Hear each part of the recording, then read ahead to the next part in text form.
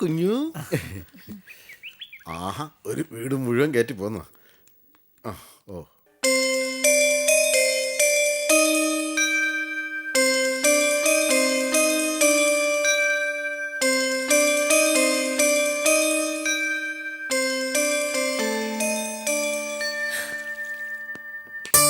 നല്ല വീട്, എനിക്ക് ഇഷ്ടപ്പെട്ടു. എങ്കിൽ പ്രഭയ്ക്ക് കൂട്ടായിട്ട് കോമൾ ഇവിടെ താമസിച്ചു. അങ്ങനെ കളിയാക്കിയൊന്നും വേണ്ട. താമസിച്ച എന്താ കുഴപ്പം? പ്രഭ ഓഫീസിൽ പോകുമ്പോ ഞാൻ കുഞ്ഞിനെ നോക്കും. മോളെ കോമള, കുഞ്ഞിനെ നോക്കാനും വീട് കാവലിനുമാണ് ഞാൻ വന്നിരിക്കുന്നത്. മോളെ ഈ ചിറ്റപ്പന്റെ വയറ്റ് തടിക്കല്ലേ. അല്ല, അച്ഛൻ തമാശയായി പോലെ ഇനി അങ്ങനെ പറയരുത്. ഇപ്പൊ അച്ഛൻ എന്റെ ഫാദറിലോ അല്ല, ശരിക്കും ഫാദർ തന്നെയാ. അച്ഛൻ കാവൽക്കാരനല്ല, എന്റെ രക്ഷകർത്താവും ഈ വീടിന്റെ നാഥനുമാണ്. കുഞ്ഞുങ്ങൾ വളരുന്ന വീട്ടിൽ അപ്പൂപ്പനും അമ്മുമ്മയും വേണം. 2 തലമുറകളെ കൂട്ടിയിണക്കുന്ന കണ്ണികളാണ് കുഞ്ഞുങ്ങൾ. അണുകുടുംബങ്ങളുടെ കാലമായതോടെ സ്നേഹത്തിന്റെ ശക്തി കുറഞ്ഞു. എല്ലാവരും സ്വാർത്ഥരായി. ഏതായാലും അനിരുദ്ധൻ ചിറ്റപ്പൻ പ്രഭയോടൊപ്പം താമസിക്കുന്നത് വളരെ നല്ല കാര്യമാണ്, അല്ലേ കോമളം? നിന്റെ സരോജ കുഞ്ഞമ്മയ്ക്കും പ്രഭയുടെ അച്ഛൻ രാജഗോപാല മുതലാളിക്കും ചിന്തിക്കാൻ ഒരു അവസര. സരോജ കുഞ്ഞമ്മ ഇതിനെപ്പറ്റി അനുകൂലമായി ചിന്തിക്കുമെന്നോ നല്ല അഭിപ്രായം പറയുമെന്നോ എനിക്ക് തോന്നുന്നില്ല. സ്വയം സൃഷ്ടിച്ചെടുത്ത ഒരു മായാ ലോകത്തിലൂടെ യാത്ര ചെയ്തുകൊണ്ടിരിക്കുകയാണ് കുഞ്ഞമ്മ. അങ്ങോട്ട് വെച്ചേക്ക്. ഒരു തരത്തിൽ എന്റെ അമ്മയും അങ്ങനെ ഒരു ലോകത്തായിരുന്നു. ഇപ്പൊ അമ്മ ജീവിച്ചിരിപ്പുണ്ടോ? അതാ ജോൺസൺ ബ്ലാങ്ക് സ്റ്റാമ്പ് പേപ്പറിൽ ഒപ്പിട്ട് വാങ്ങിയിട്ട് അമ്മയെ കൊന്നു കളഞ്ഞു എന്ന് പോലും അറിയില്ല. കോമളം, എന്തിനാ ഇങ്ങനെ സങ്കല്പിക്കുന്നത്? സങ്കല്പങ്ങൾ ഒരിക്കൽ നെഗറ്റീവ് ആവരുത്, പോസിറ്റീവ് ആയിരിക്കണം. ഒരു ദിവസം ലളിത മടങ്ങി എത്തുമെന്ന് തന്നെയാണ് എൻ്റെ പ്രതീക്ഷ. ഇന്ന് നല്ലൊരു ദിവസം. പ്രഭയെ പുതിയ താമസ സ്ഥലത്ത് കൊണ്ടാക്കാൻ കോമളം കൂടി വന്നത് വലിയ മാറ്റമല്ലേ? മാറിയാൽ അവക്ക് കൊള്ളാം. ഇത് കണ്ടില്ലേ അമ്മേ, ഞാൻ എത്ര താന്നു കൊടുത്തിട്ടും സുനിൽ പിന്നെ ഓരോന്ന് പറഞ്ഞ് എന്നെ കുത്തിക്കൊണ്ടിരിക്കുന്നത്. നീ അത് ശ്രദ്ധിക്കാൻ പോകണ്ട. നിസ്സംഗത ഭാവിച്ച് അവന്റെ ആക്രമണത്തെ അവഗണിക്കാൻ ശ്രമിക്കണം. ഇത് കൊള്ളാലോ. അമ്മായിയമ്മയും മരുമോളും ഇപ്പൊ ഒന്നായോ? കേട്ടോ പ്രഭേ, ഞാൻ ക്രമേണ അമ്മയെ അനുകരിച്ച് തുടങ്ങുന്ന എനിക്ക് തോന്നുന്നേ. ഈശ്വര ചിന്തയിതൊന്നേ മനുജന് ശാശ്വതമീയുലകിൽ. അല്ല, വേഷത്തിന്റെ കാര്യത്തിൽ ഞാൻ അമ്മയെ തോപ്പിക്കും. ഞാൻ കാവി തന്നെ കൊടുക്കും. അയ്യോ സുനിലെ, കോമളത്തെ വലയ്ക്കല്ലേ. സന്യാസിയാവാൻ പറ്റിയ ആള്. ഈ സന്യാസിയുടെ ശരിയായ രൂപം ഞാനല്ലേ കണ്ടിട്ടുള്ളൂ. ഇനി അഥവാ സുനിൽ സന്യാസിയായ ഞാൻ ശാരദാദേവിയെ പോലെ സന്യാസിനിയായി ഭർത്താവിന്റെ കൂടെ തന്നെ താമസിക്കും. നമ്മുടെ പഴയ ഋഷിമാരെല്ലാം തന്നെ ഭാര്യമാരോടും സന്താനങ്ങളോടൊപ്പം ജീവിച്ചിരുന്നവരല്ലേ? വാടക വീടാണെങ്കിലും നമുക്ക് ചെറിയൊരു പാല് കാച്ചി നടത്തണ്ടേ?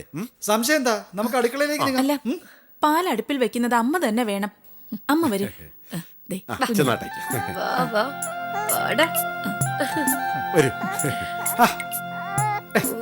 ഇങ്ങനാണോ കുഞ്ഞിനെടുക്കുന്നേ? കുഞ്ഞിനെ എടുക്കുന്ന ഒരു സ്പെഷ്യലിസ്റ്റ്. എന്താ ഇതുവരെ ഈ കുഞ്ഞിനെ നോക്കിയത് ഞാനാ? അതാ ഇങ്ങനെയൊക്കെ. ഇവനെ വാശി ഇത്തിരി കൂടുതലാ. ഡാഡി മമ്മി വീട്ടിലില്ല, അടുത്ത വീട്ടിൽ ആരുമില്ല. ചക്കര. ആ ഇൻസ്പെക്ടർ കൈക്കൂലി വാങ്ങിക്കുന്ന ആളല്ല, സത്യസന്ധൻ എന്ന് പേര് കേട്ട ആളാ. എന്റെ റസാക്കെ, നിങ്ങളുടെ പരിചയക്കുറവുകൊണ്ടാ താൻ ഇങ്ങനെയൊക്കെ പറയുന്നത്. 500 1000 കൊടുത്താ ഞാൻ കൈക്കൂലിയെ വാങ്ങുന്ന ആളല്ല എന്ന് പറയുന്ന സത്യസന്ധന്റെ മേശപ്പുറത്ത് 5 ലക്ഷം വെച്ച് കൊടുത്തു നോക്ക്. സത്യസന്ധൻ അത് റാഞ്ചി എടുക്കും. എസ്റ്റേറ്റിന് ഞങ്ങൾ തന്ന അഡ്വാൻസ് പോവോ സാർ? ആ ലളിത മാഡം ജീവിച്ചിരിപ്പുണ്ടോ അതോ കൊന്നോ? നിങ്ങൾ ധൈര്യമായിരിക്കണ്ടേ റസാക്കെ. ലളിത ജീവിച്ചിരുന്നാലെന്ത്, മരിച്ചാലെന്ത്? ഇറിവാക്കബിൾ പവർ ഓഫ് അറ്റോർണി അവർ എനിക്ക് എഴുതി തന്നു കഴിഞ്ഞു. ഞാനാണ് നിങ്ങൾക്ക് വസ്തു വിൽക്കുന്നത്. അല്ല, നിങ്ങളെ വിശ്വസിപ്പിക്കാൻ വേണ്ടി അഡ്വാൻസ് തരുന്ന സമയത്ത് ലളിത മാഡത്തെ ഒന്ന് കാണിച്ചു തന്നു എന്ന് മാത്രം. റസാക്കെ, നിങ്ങൾ ഈ പേടിത്തൊണ്ടന്മാരെ പോലെ പെരുമാറാതെ പണം റെഡിയാക്കി വെക്ക്. സർക്കിൾ ഇൻസ്പെക്ടറോട് പോവാൻ പറ. അയാൾ ആരാ? ഒരു കുഞ്ഞു പോലും അറിയാതെ ഞാൻ ഡോക്യുമെന്റ് രജിസ്റ്റർ ചെയ്ത് തരാം.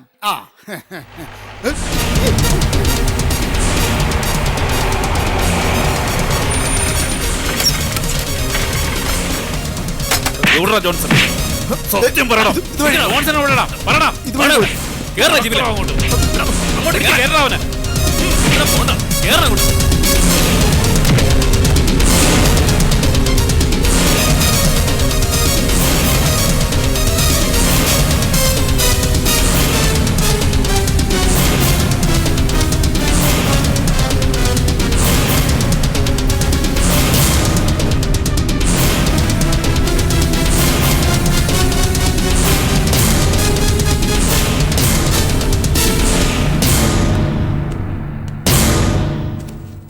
വണ്ടി എടുക്ക്.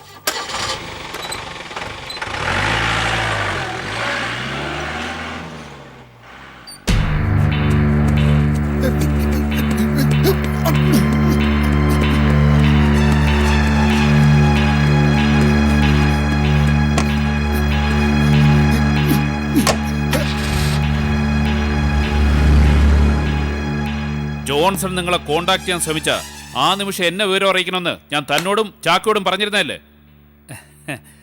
ഞാനറിയാതെ അവനുമായി സംസാരിച്ച് ഡോക്യുമെന്റ് തയ്യാറാക്കി തടി തപ്പാന്ന് വിചാരിച്ചു അല്ലേ? സാറന്മാരുടെ പൊളിറ്റിക്കൽ കണക്ഷൻസിനെ കുറിച്ചൊക്കെ ഞാൻ അന്വേഷിച്ചു. കൊള്ളാം, മോശമല്ല. കൂടിപ്പോയ എനിക്കൊരു ട്രാൻസ്ഫർ കിട്ടിയേക്കാം. എങ്ങോട്ട് പോകാനും ഞാൻ റെഡി. കുറ്റം ചെയ്തിട്ടില്ലെങ്കിൽ തൻ്റെ കൂട്ടുകാരൻ ചാക്കോ ഒളിച്ചു കളിക്കുന്നത് എന്തിന്?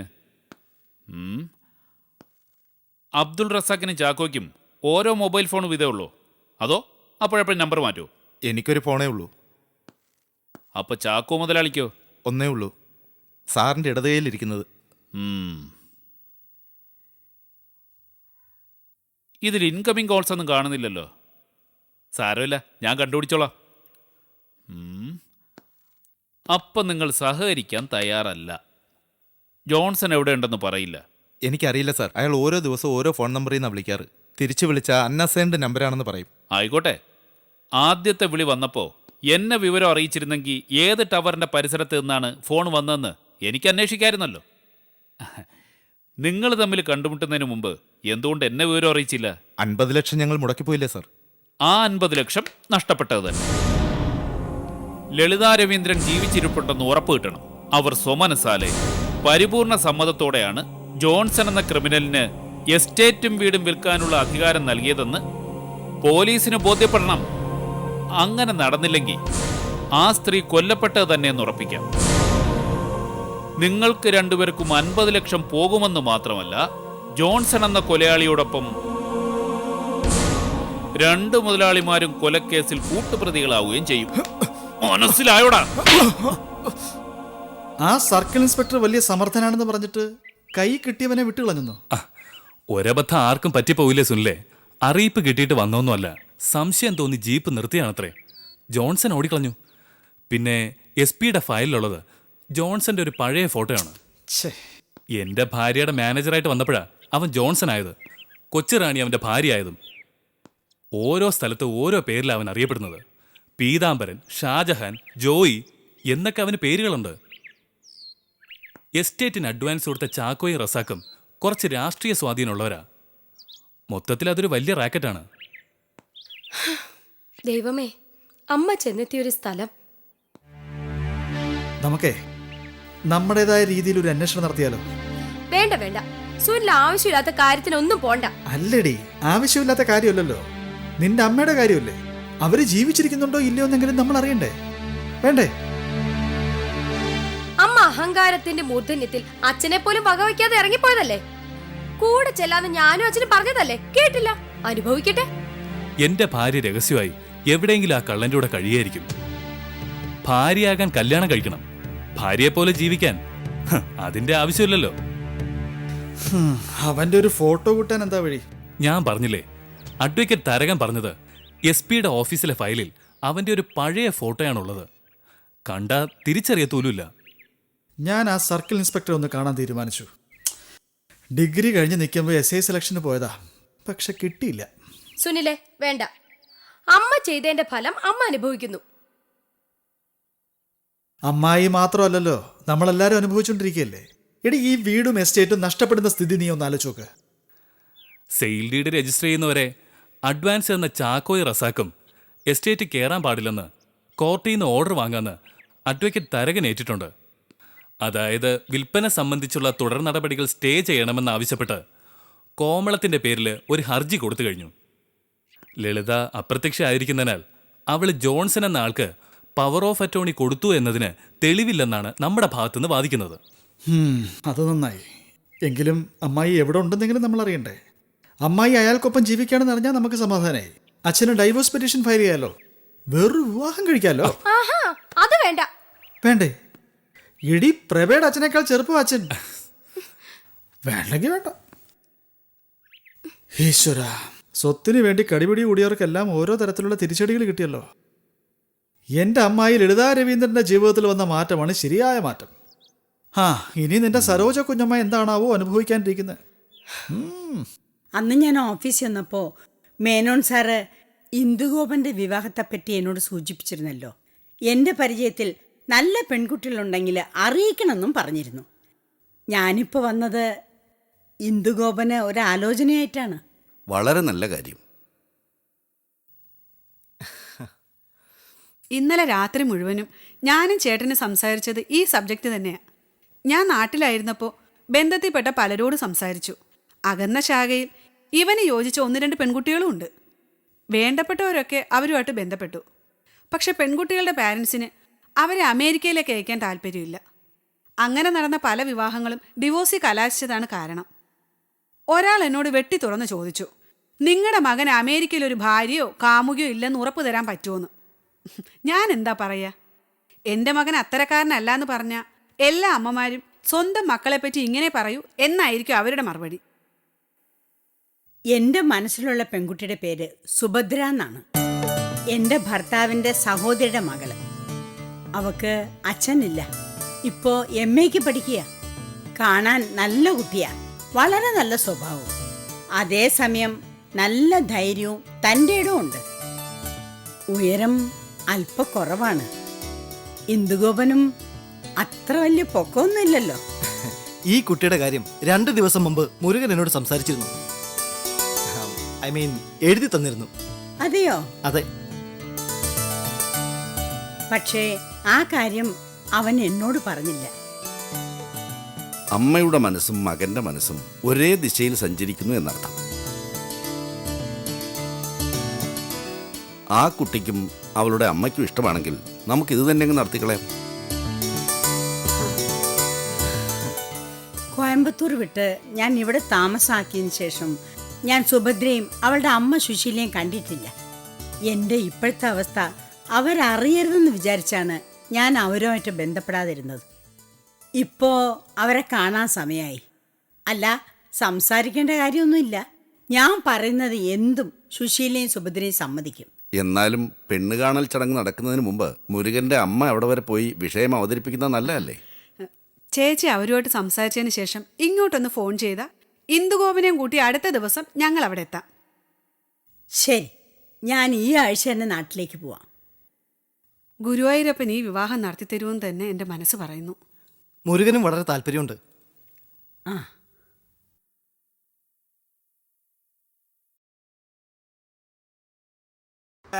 നിനക്ക് സുഭദ്ര ഇനിയും മറക്കാൻ കഴിഞ്ഞിട്ടില്ലെങ്കിൽ അമ്മ ഈ അജ്ഞാതവാസം മതിയാക്കി കരുണാലയത്തിലേക്ക് പോവാം.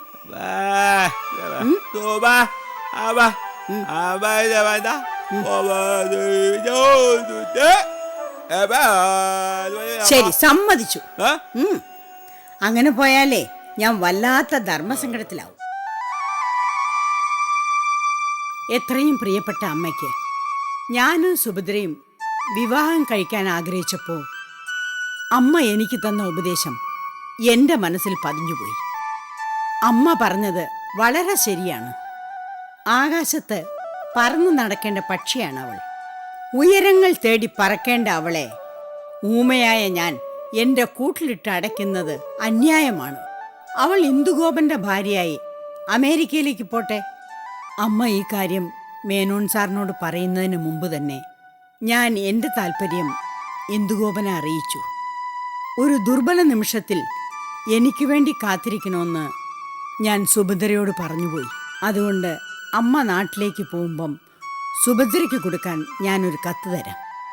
ഈ അവസരത്തിൽ ഞാൻ ഇന്ന് വരെ അമ്മയോട് പറയാതിരുന്ന മറ്റൊരു കാര്യം കൂടി എഴുതിക്കൊള്ളട്ടെ. നമ്മൾ താമസിക്കുന്ന വീടിന് തൊട്ടടുത്തായി ഇഷ്ടിക ചുമരുകളുള്ള ഒരു കൊച്ചു വീടുണ്ട്. അവിടെ കണ്ണു കാണാൻ പാടില്ലാത്ത ഒരു കൊച്ചു പെൺകുട്ടിയുണ്ട്. രണ്ടാനമ്മയുടെ തല്ലും ശകാരവും സഹിക്കാൻ വയ്യാതെ ആത്മഹത്യക്ക് ശ്രമിച്ച ഒരു പെൺകുട്ടി. അന്ധയാണെങ്കിലും അവൾ അതിസുന്ദരിയാണ്.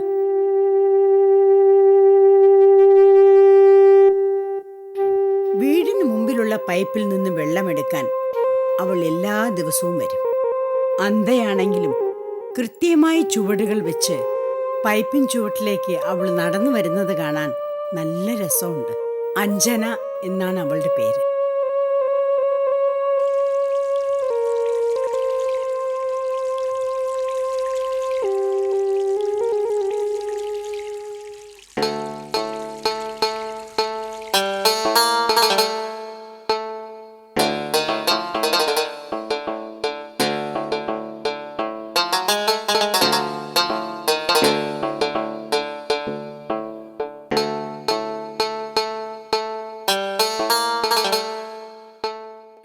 ഊമയ്ക്ക് അന്ധയായ പെൺകുട്ടി അനുരൂപയായ വധുവായിരിക്കും.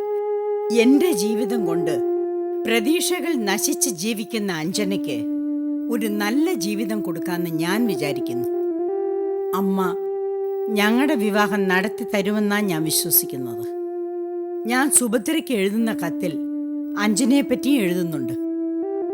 അമ്മ അന്ന് പറഞ്ഞ വാക്കുകൾക്ക് അർത്ഥമുണ്ടാവട്ടെ.